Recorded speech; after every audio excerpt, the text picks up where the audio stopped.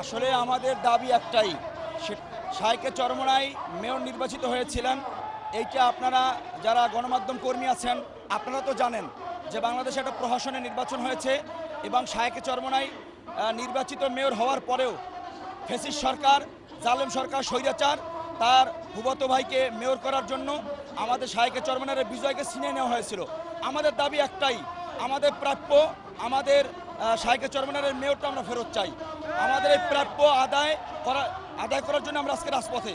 যদি আজকের আমাদের এই রায় ঘোষণা না হয় তাহলে মুরব্বীদের পক্ষ থেকে যে কোনো নির্দেশনা, যে কোনো আন্দোলন আসবে, ডাক আসবে, আমরা সমস্ত আন্দোলনকে বাস্তবায়ন করার জন্য মাঠে আমরা সোচ্চার আছি ইনশাআল্লাহ। 2,36,512 ভোট, 89 ভোট।